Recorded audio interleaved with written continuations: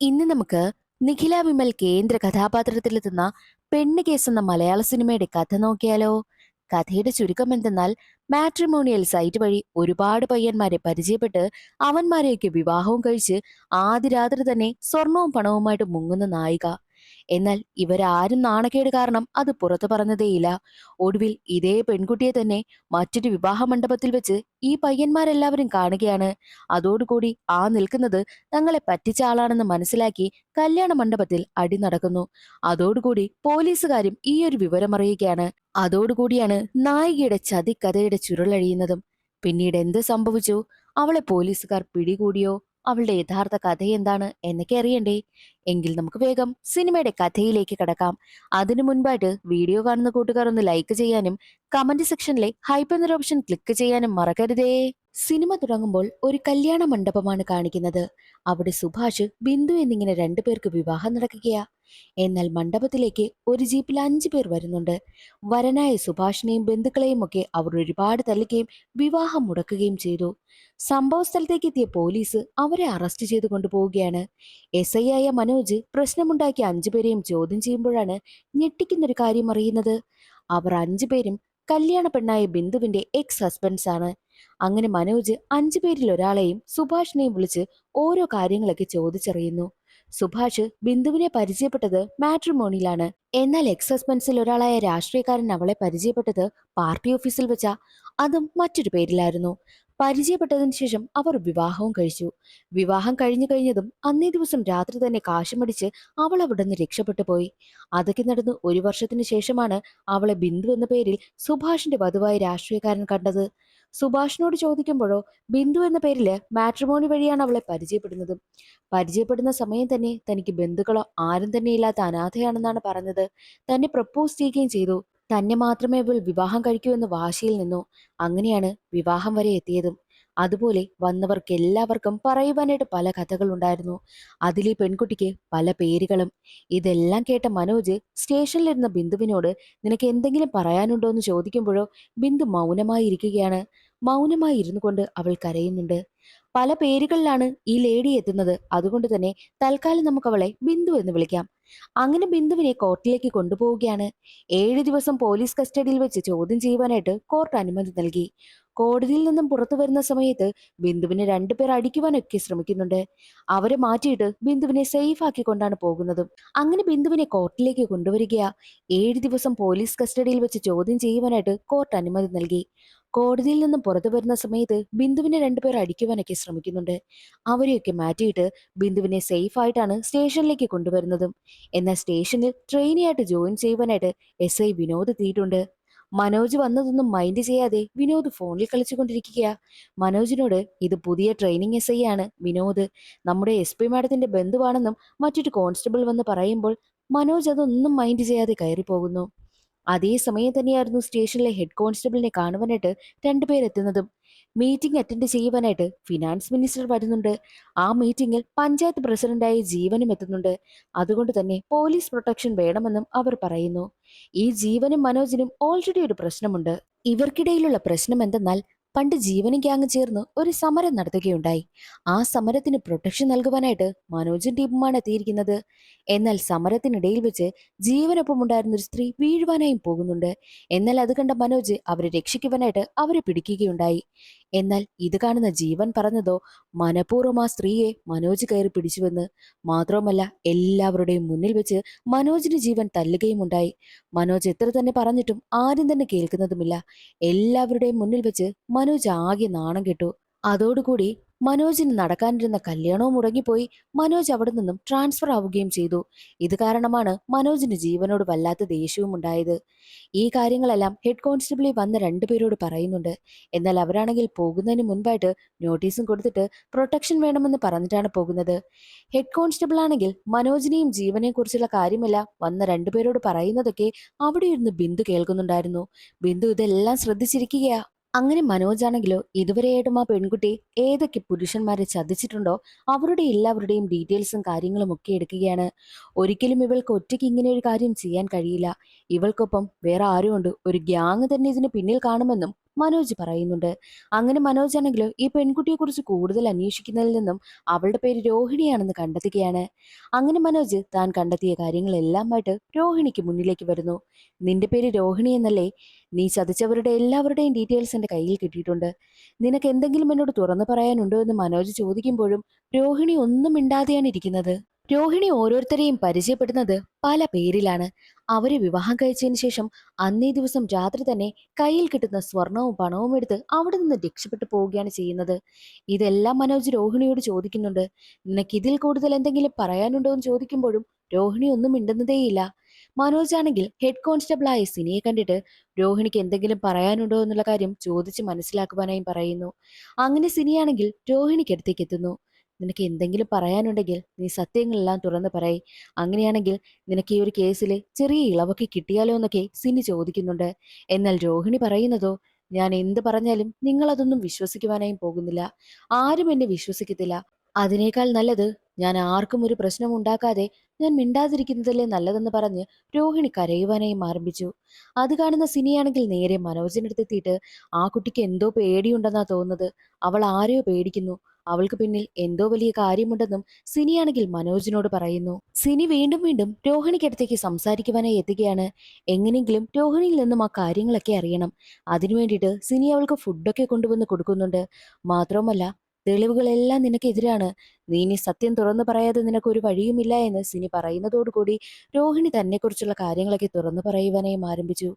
ചെറിയൊരു ഗ്രാമത്തിലാണ് രോഹിണി ജനിച്ചതും വളർന്നതുമൊക്കെ. രോഹിണിയുടെ അച്ഛനാണെങ്കിൽ അവിടെ ഉണ്ടായിരുന്ന ഒരു ബിൽഡിങ്ങിലാണ് ജോലി ചെയ്തിരുന്നതും. എന്നാൽ ഒരു നാള് നിർത്താതെ മഴ പെയ്തു.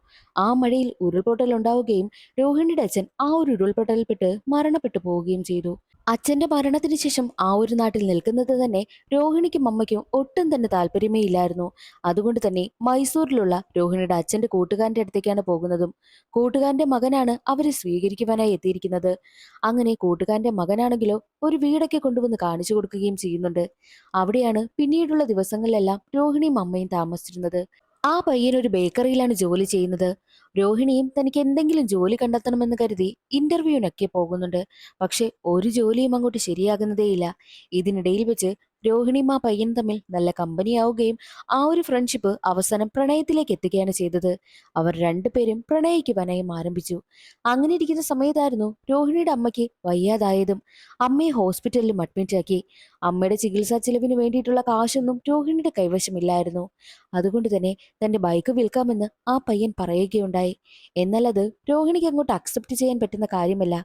തനിക്ക് വേണ്ടിയിട്ട് മറ്റൊരാൾ ബുദ്ധിമുട്ടുന്നത് കണ്ട് എന്തിനാ താൻ കാരണം അവന്റെ ബൈക്കൊക്കെ വിൽക്കുന്നതെന്ന് ചിന്തിച്ച് എങ്ങനെയെങ്കിലും കാശുണ്ടാക്കണമെന്ന് കരുതി രോഹിണി നേരെ എത്തുന്നത് മാട്രിമോണിയൽ സൈറ്റൊക്കെ നടത്തുന്ന ഡേവിഡിനടുത്തേക്കായിരുന്നു. ഡേവിഡ് പലിശയ്ക്കൊക്കെ പണം കൊടുക്കുന്ന ആളാണ്. ഡേവിഡ് രോഹിണിയെ കണ്ടതും ഒരു കാര്യം രോഹിണിയോട് പറയുന്നു. നമ്മുടെ നാട്ടില് വിവാഹം നടക്കാത്ത ഒരുപാട് പുരുഷന്മാരുണ്ട്. ഇവരൊക്കെ വിവാഹം നടത്തുന്നതിന് വേണ്ടിയിട്ട് എന്ത് വേണമെങ്കിലും ചെയ്യും.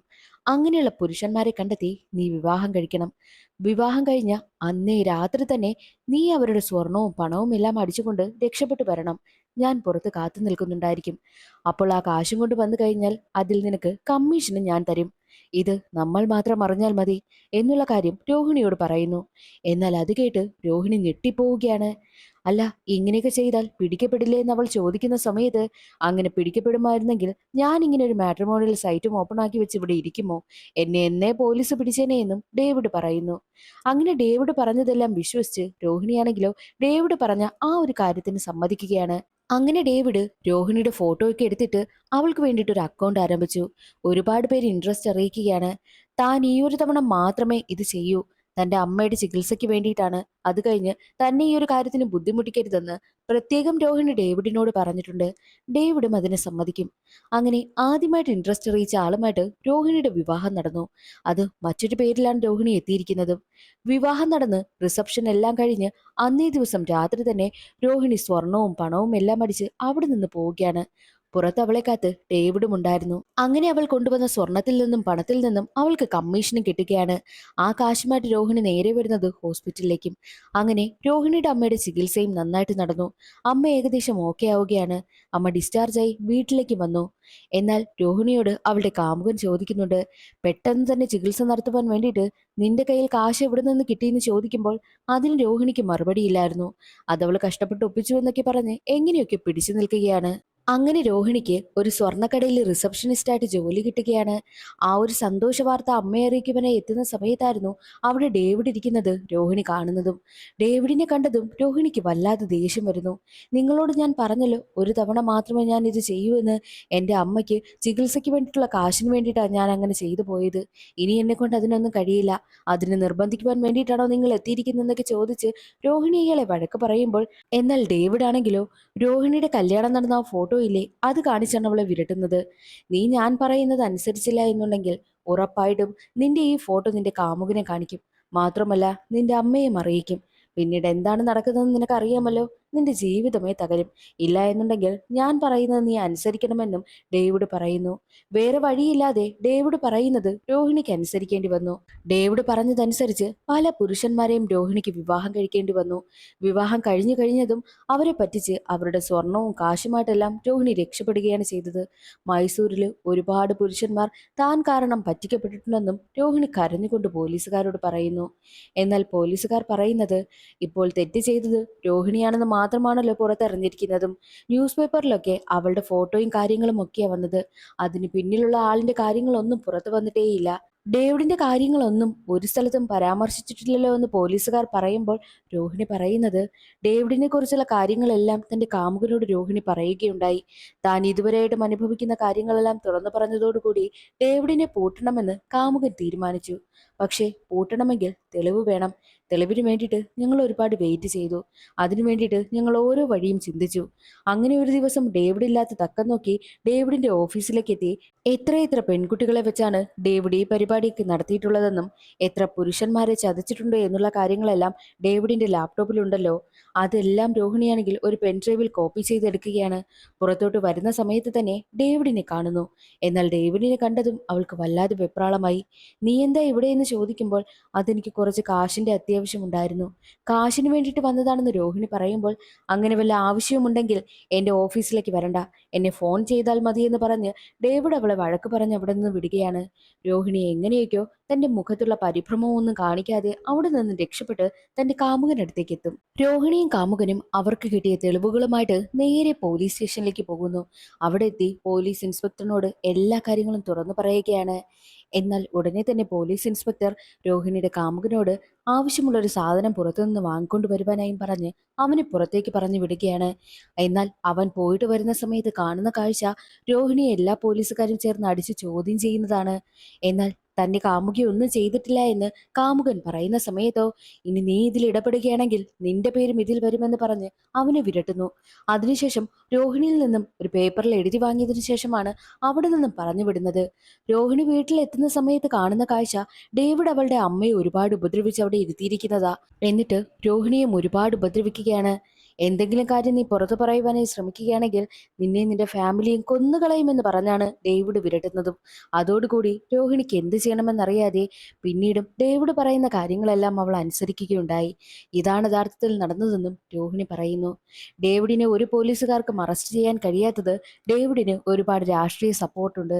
ഡേവിഡും ജീവനും തമ്മിൽ നല്ല കമ്പനിയാണെന്നുള്ള കാര്യം രോഹിണി പറയുന്നു. ജീവന്റെ പേര് കേട്ടതും മനോജിന് സന്തോഷമായി. കാരണം ജീവൻ കാരണം ഒരുപാട് പ്രശ്നങ്ങൾ മനോജിനുണ്ടായില്ലേ. നടക്കാനിരുന്ന കല്യാണവും മുടങ്ങിപ്പോയി. അങ്ങനെയുള്ള ജീവന്റെ പേര് ഈ ഒരു കേസിൽ വന്നിട്ടുണ്ടെങ്കിൽ ഉറപ്പായിട്ടും അവനെ കൊടുക്കുമെന്നും മനോജ് തീരുമാനിക്കുന്നു. അങ്ങനെ മനോജിന് ജീവനോട് പ്രതികാരം വീട്ടുവാനായിട്ടുള്ള ഒരവസരമായി ഇത് കാണുകയാണ്. അതേസമയം വിജയകുമാർ എന്നൊരാൾ രോഹിണിക്കെതിരായിട്ട് കംപ്ലൈന്റ് കൊടുക്കുവാനായി എത്തിയിരിക്കുകയാണ്. രോഹിണി വിജയകുമാറിനെയും വിവാഹം കഴിച്ച് ചതിച്ചു. ഇവർ രണ്ടുപേരും പരിചയപ്പെട്ടത് എങ്ങനെയെന്നാൽ രോഹിണി ഒരു വക്കീൽ എന്ന പേരിലാണ് വിജയകുമാറിനെ പരിചയപ്പെട്ടത്. രണ്ടുപേരും ഒരു റെസ്റ്റോറന്റിൽ വെച്ച് കണ്ടുമുട്ടുകയും ഒക്കെ ചെയ്യുന്നുണ്ട്. രോഹിണി തനിക്ക് കേസൊന്നും വിജയിക്കാൻ കഴിയുന്നില്ല എന്നുള്ള സങ്കടമൊക്കെ വിജയകുമാറിനോട് പറയുന്നു. മാത്രവുമല്ല, നമ്മുടെ വിവാഹം നടക്കാൻ പോവുകയല്ലേ, തന്റെ കയ്യിൽ വിവാഹം നടത്താനുള്ള കാശുമില്ല എന്നും രോഹിണി പറയുന്ന സമയത്ത്, അതൊന്നും നീ പേടിക്കണ്ട, നിനക്ക് വേണ്ടിയിട്ടുള്ള സ്വർണവും കാശും എല്ലാം ഞാൻ റെഡിയാക്കിയിട്ടുണ്ട്, നീ കല്യാണത്തിനങ്ങ് വന്നാൽ മതിയെന്നും പ്രത്യേകം വിജയകുമാർ പറയുന്നു. അങ്ങനെ വിവാഹ ദിവസം എത്തി. തന്റെ ഫ്രണ്ട്സിനും ഫാമിലിക്കും മുന്നില് വിജയകുമാർ ആണെങ്കിൽ രോഹിണി രജിസ്റ്റർ മാരേജ് ആണ് ചെയ്യുന്നത്. അങ്ങനെ അന്നേ ദിവസം രാത്രി അവരുടെ ഫസ്റ്റ് നൈറ്റിനെന്ന് തന്റെ കൂട്ടുകാരെ കണ്ടിട്ട് വരാമെന്ന് പറഞ്ഞ് വിജയകുമാർ റൂമിന് വെളിയിലേക്ക് വന്നു. കുറച്ചു നേരം കഴിഞ്ഞ് റൂമിലേക്ക് ചെല്ലുന്ന സമയത്ത് രോഹിണിയെ കാണുന്നില്ല. രോഹിണി മാത്രമല്ല, അവിടെയുണ്ടായിരുന്ന സ്വർണവും പണവും ഒന്നുമില്ലായിരുന്നു. രോഹിണി തന്റെ കാശും അടിച്ചുകൊണ്ട് പോയി എന്ന് വിജയകുമാറിന് മനസ്സിലായി. എന്നാൽ ഈ ഒരു കാര്യങ്ങളെല്ലാം പുറത്തറിഞ്ഞാൽ ആകെ നാണക്കേടാകുമല്ലോ എന്ന് കരുതിയാണ് കേസൊന്നും കൊടുക്കാതിരുന്നതെന്നും വിജയകുമാർ പറയുന്നു. മനോജ് ഡേവിഡിന്റെ ഫോട്ടോ വിജയകുമാറിനെ കാണിച്ചിട്ട്, ഈ ആളിനെ എവിടെയെങ്കിലും കണ്ടിട്ടുണ്ടോ എന്ന് ചോദിക്കുമ്പോൾ, കണ്ടിട്ടുണ്ട്, കോടതിയിൽ വെച്ച് കണ്ടിട്ടുണ്ട്, രോഹിണിയെ കാണുവാനായിട്ട് ഇയാൾ വന്നിരുന്നു. ഇയാളാണെങ്കിൽ രോഹിണിയെ ഒരുപാട് വിരട്ടുകയുണ്ടായി. അവൾ ഇയാളെ കണ്ട് പേടിച്ചു നിൽക്കുകയാണ് ചെയ്തതെന്നും വിജയകുമാർ പറയുന്നു. അതേസമയം തന്നെ SP കാണുവാനായിട്ട് പോവുകയാണ് മനോജ്. ഈ കേസിന്റെ കാര്യങ്ങളൊക്കെ ചർച്ച ചെയ്യുവാൻ വേണ്ടിയിട്ടാ മനോജ് കാര്യങ്ങളെല്ലാം SP പറയുന്നു. എന്നാൽ ഈ കാര്യങ്ങളെല്ലാം കേട്ടിട്ട് SP പറയുന്നത്, ഇതെല്ലാം ആ പെൺകുട്ടി വെറുതെ പറയുന്നതായിട്ടാ എനിക്ക് തോന്നുന്നത്. അവൾ കുറെ കാര്യങ്ങൾ ഇമാജിൻ ചെയ്ത് വെച്ചിട്ടുണ്ട്, അതെല്ലാം ആ പറയുന്നത്. ഇതിനെല്ലാം പിന്നിൽ അവൾ തന്നെയാണെന്നാ എനിക്ക് തോന്നുന്നത്. ഇനി ഈ ഒരു കേസ് മനോജ് അന്വേഷിക്കണ്ട, വിനോദ് അന്വേഷിക്കട്ടെ എന്ന് പറഞ്ഞ് മനോജിനെ അവിടെ നിന്ന് പറഞ്ഞു വിടുന്നു. സത്യത്തിൽ SP ബന്ധുവാണല്ലോ വിനോദ്, അതുകൊണ്ടാണ് വിനോദിന് കേസ് കൈമാറിയതും. അത് കാരണം മനോജിന് വല്ലാതെ ദേഷ്യം വരും. പുറത്തേക്ക് ഇറങ്ങുന്ന സമയത്ത് പഞ്ചായത്ത് പ്രസിഡന്റായ ജീവനെയും കാണുന്നുണ്ട്. ജീവൻ SP കാണുവാനായിട്ട് അകത്തേക്ക് കയറി പോവുകയാണ്. അതോടുകൂടി മനോജിനൊരു കാര്യം മനസ്സിലായി. ജീവനും ഈ ഒരു കേസിൽ എന്തെങ്കിലും ബന്ധമുണ്ട്, അതുകൊണ്ടായിരിക്കാം എന്നെ ഈ കേസിൽ നിന്ന് മാറ്റിയതെന്നൊക്കെ മനോജ് ചിന്തിക്കുന്നു. മനോജ് അങ്ങനെ താനുമായിട്ട് വിവാഹം ഉറപ്പിച്ചിരുന്ന പെൺകുട്ടിയെ കാണുവാനായും എത്തുകയാണ്. ഞാൻ അങ്ങനെ ഒരു തെറ്റും ചെയ്തിട്ടില്ല, അതാ ഒരു ജീവൻ തന്നോട് മനഃപൂർവ്വം അങ്ങനെ ചെയ്തതാണെന്നൊക്കെ പറയുമ്പോൾ എനിക്ക് നിങ്ങളെ വിശ്വാസമാണ്. പക്ഷേ എൻ്റെ വീട്ടുകാരെ കൺവിൻസ് ചെയ്യേണ്ടത് നിങ്ങളുടെ ഉത്തരവാദിത്തമാ. എത്ര നാൾ വേണമോ നിങ്ങൾ എടുത്തോ, അതുവരെയും നിങ്ങൾക്ക് വേണ്ടിയിട്ട് കാത്തിരിക്കാൻ ഞാൻ തയ്യാറാണെന്നും ആ പെൺകുട്ടി പറയുന്നു.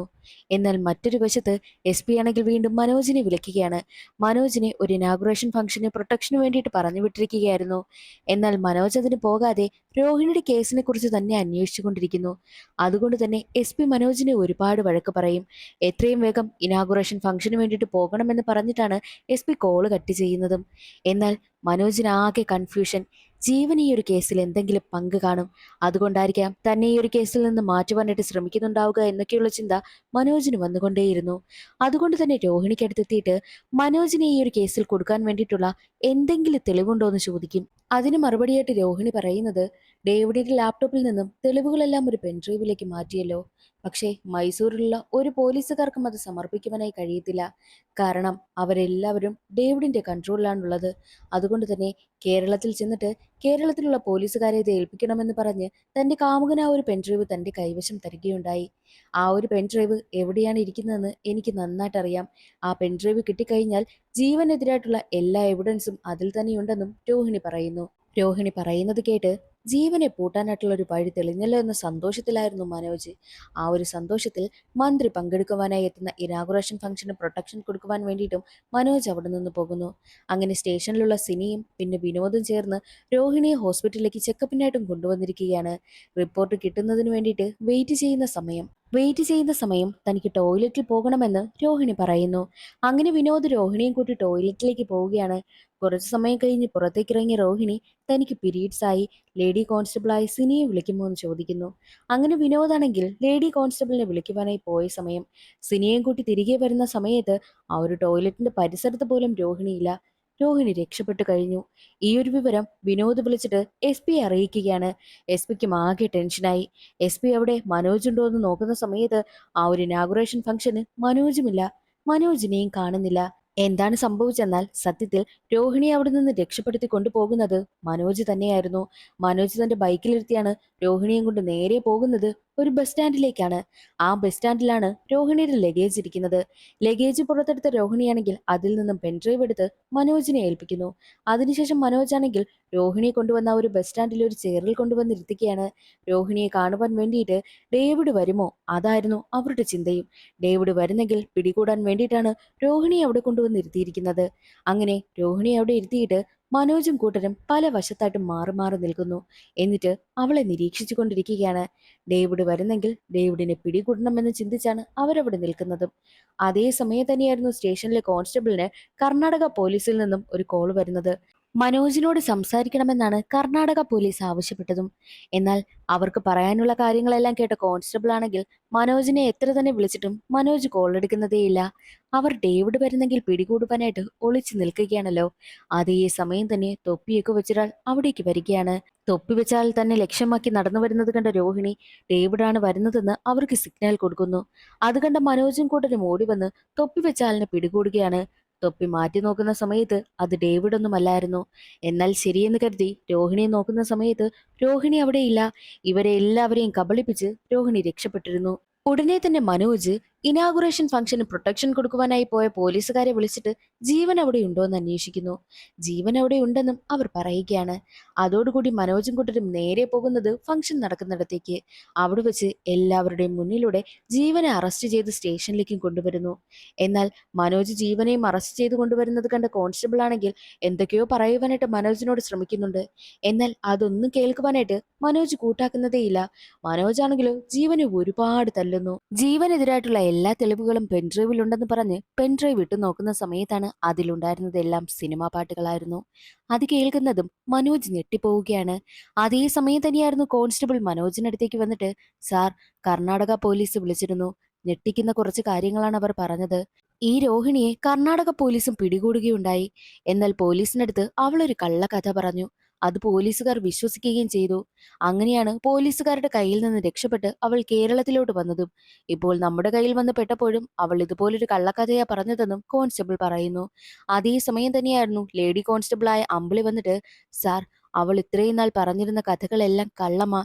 അവൾ പറഞ്ഞില്ലേ ഡേവിഡിന്റെ കയ്യിൽ അവളുടെ അമ്മയും കാമുകനും ചെന്ന് പെട്ടുപോയി എന്ന്. അതൊക്കെ വെറുതെയാ. ഞാനൊരു സീരിയൽ കാണും ഉച്ചയ്ക്ക്.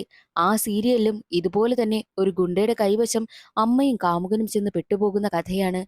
രോഹിണിയും എനിക്കൊപ്പം ഇരുന്ന് സീരിയൽ കാണാറുണ്ടായിരുന്നു. ആ സീരിയലിന്റെ കഥയാണ് സാറിനെ വേറൊരു രീതിയിൽ പറഞ്ഞവൾ വിശ്വസിപ്പിച്ചതെന്നും അമ്പിളി പറയുന്നു. അതേസമയം ഹെഡ് കോൺസ്റ്റബിൾ ഒരു കാര്യം പറയുകയാണ്. പ്രൊട്ടക്ഷൻ വേണമെന്ന് പറഞ്ഞ് മുമ്പ് രണ്ട് രാഷ്ട്രീയക്കാർ ഇവിടെ വന്നിരുന്നു. അവരോട് സാറും ജീവനും തമ്മിലുള്ള പ്രശ്നം ഞാൻ പറഞ്ഞു. ഈ പ്രശ്നങ്ങളൊക്കെ ഞാൻ പറയുന്നത് രോഹിണി കേട്ടുകൊണ്ടിരിക്കുകയായിരുന്നു. അതുകൊണ്ട് തന്നെയാണ് ഈ പ്രശ്നത്തിലേക്ക് ജീവനെയും വലിച്ചിഴച്ചത്. നിങ്ങൾ രണ്ടുപേരും തമ്മിലുള്ള പ്രശ്നം അറിയാവുന്നത് കൊണ്ടാണ് അവൾ അങ്ങനെ ഒരു കള്ളക്കഥയുണ്ടാക്കിയതും. എന്നാൽ അതേസമയം അമ്പിളി ഒരു കാര്യം കൂടി പറയുന്നു. മുൻപ് പത്രത്തില് കേരളത്തിൽ നിന്നും മൈസൂരിലേക്ക് പോയൊരു പയ്യനാണെങ്കിൽ മൈസൂരിൽ വെച്ച് മരണപ്പെട്ടു എന്നൊരു വാർത്ത കണ്ടിരുന്നു. എന്നാൽ ആ ഒരു വാർത്ത രോഹിണിയും കേൾക്കുകയുണ്ടായി. ആ വാർത്തയിൽ പറയുന്ന അതേ പയ്യനെയാണ് തന്റെ കാമുകനായിട്ട് രോഹിണി ചിത്രീകരിച്ചതും. അങ്ങനെ എല്ലാം വെച്ച് അവൾ വലിയൊരു കഥയാണ് ഉണ്ടാക്കിയത്. ആ കഥ എല്ലാവരെയും പറഞ്ഞു വിശ്വസിപ്പിച്ചു. ഇപ്പോൾ എല്ലാം പുറത്തു വന്നിരിക്കുകയാണെന്നുള്ള കാര്യവും മനോജിന് മനസ്സിലായി. ഇതെല്ലാം അറിഞ്ഞ് ഷോക്കായി നിൽക്കുകയായിരുന്നു മനോജ്. അങ്ങനെ മനോജ് കാരണം രോഹിണി രക്ഷപ്പെട്ടത് കൊണ്ട് തന്നെ മനോജ് സസ്പെൻഷനിലുമാകുന്നു. അങ്ങനെ ഇരിക്കെ മനോജ് ആണെങ്കിൽ ഒരു ചർച്ചിലെത്തുകയാണ്. അവിടെ പ്രേയറും നടക്കുന്നുണ്ട്. എന്നാൽ അവിടെ വെച്ച് രോഹിണി പറഞ്ഞില്ലേ ഡേവിഡ് എന്ന് പറഞ്ഞൊരാള്, അയാളുടെ ഫോട്ടോയും കൊടുത്തല്ലോ, അതേ ഡേവിഡിനെ അവിടെ വെച്ച് കാണുകയാണ്. അങ്ങനെ ഡേവിഡിന്റെ അടുത്തേക്ക് സംസാരിക്കുവാനായി എത്തുകയാണ് മനോജ്. ഡേവിഡിനോട് സംസാരിക്കുന്ന സമയത്താണ് രോഹിണി എല്ലാവരെയും ചതിച്ചതുപോലെ തന്നെ ഡേവിഡിനെയും വിവാഹം കഴിച്ച് പറ്റിച്ചതാണ്. അവന്റെ കുറെ സ്വർണവും കാശുമായിട്ടാണ് അവൾ മുങ്ങിയിരിക്കുന്ന കാര്യവും മനോജ് അറിയുന്നു. ഇതിനിടയിൽ വെച്ച് എപ്പോഴെങ്കിലും നിങ്ങൾ രോഹിണി കണ്ടിട്ടുണ്ടോ എന്ന് ചോദിക്കുമ്പോൾ, കണ്ടിട്ടുണ്ട്, കോർട്ടിൽ വെച്ചാണ് കണ്ടത്. അന്ന് ഞാൻ എന്റെ ദേഷ്യം മുഴുവൻ അവളോട് തീർത്തു. അവളെ ഞാൻ ഒരുപാട് വഴക്ക് പറഞ്ഞിട്ടാണ് അവിടെ നിന്ന് പോയതെന്നും ഡേവിഡ് പറയുന്നു. അപ്പോഴാണ് മനോജിനൊരു കാര്യം ഓർമ്മ വരുന്നത്. വിജയകുമാർ കംപ്ലൈന്റ് കൊടുക്കുവാനായി വരുന്ന സമയത്ത് ഡേവിഡിനെ കണ്ടിട്ടുണ്ടോ എന്ന് ചോദിച്ച് ഫോട്ടോ കാണിച്ചപ്പോൾ, കണ്ടിരുന്നു, കോർട്ടിൽ വെച്ച് രോഹിണി ഒരുപാട് വഴക്ക് പറഞ്ഞ് വിരട്ടുന്നത് താൻ കണ്ടിരുന്നുവെന്നും വിജയകുമാർ പറഞ്ഞ കാര്യങ്ങളെല്ലാം മനോജിന് ഓർമ്മ വരുന്നു. ആ ഒരു സീൻ അവിടെ കട്ടായി. പിന്നീട് കാണിക്കുന്നത് മനോജ് ഒരു പെൺകുട്ടിയെ വിവാഹം കഴിക്കുവാനായി തീരുമാനിച്ചിരുന്നല്ലോ. അവളുടെ വീട്ടുകാരെ കൺവിൻസ് ചെയ്താൽ കല്യാണം നടത്താമെന്നായിരുന്നല്ലോ ആ പെൺകുട്ടി പറഞ്ഞത്. അങ്ങനെ മനോജ് കഷ്ടപ്പെട്ട് അവളുടെ വീട്ടുകാരെയൊക്കെ കൺവിൻസ് ചെയ്ത് അവരുടെ വിവാഹവും കഴിഞ്ഞു. അങ്ങനെ വിവാഹം നടക്കുന്നതിന് വേണ്ടിയിട്ട് അവൻ ഒരുപാട് നേർച്ചകളൊക്കെ നേർന്നിരുന്നു. അതിലൊരു നേർച്ച നടത്തുവാൻ വേണ്ടിയിട്ട് കാവടി എടുക്കുവാനായി എത്തിയിരിക്കുകയാണ് മനോജ്. എന്നാൽ അവിടെ വെച്ച് പരിചയമുള്ളൊരു ശബ്ദം കേൾക്കുന്നു. നോക്കുമ്പോൾ അത് മറ്റാരുമല്ല, രോഹിണിയാണ്. രോഹിണി അവിടെ ഒരു തമിഴ്നാട്ടിലെ പയ്യനെ വിവാഹം കഴിച്ചിരിക്കുകയാണ്. രോഹിണിക്ക് അടുത്ത ഇരയെ കിട്ടിയിരിക്കുകയാണ്. രോഹിണിയെ കണ്ടതും മനോജ് ഞെട്ടി നിൽക്കുകയാണ്. രോഹിണിയെ വിളിക്കുകയാണ് മനോജ്. മനോജ് വിളിക്കുന്നത് കേട്ട് രോഹിണി തിരിഞ്ഞു നോക്കും. മനോജിനെ കണ്ടതും രോഹിണി ചിരിച്ചുകൊണ്ട് അവിടെ നിന്ന് എസ്കേപ്പ് ആകുന്നു. മനോജ് വിട്ടില്ല, അവളുടെ പിന്നാലെ തന്നെ പോവുകയാണ്. അതോടുകൂടി സിനിമയുടെ കഥ അവിടെ അവസാനിക്കുന്നു. രണ്ടാം ഭാഗത്തിനുള്ള ഒരു സൂചനയും തന്നിട്ടുണ്ട്. ഇന്നത്തെ വീഡിയോ എല്ലാവർക്കും ഇഷ്ടമായെന്ന് കരുതുന്നു. ഇഷ്ടമായാലൊന്ന് സപ്പോർട്ട് ചെയ്യാൻ മറക്കരുതേ. അടുത്തൊരു സിനിമയുടെ കഥയിൽ കാണാം. അതുവരെ എല്ലാവർക്കും ബൈ.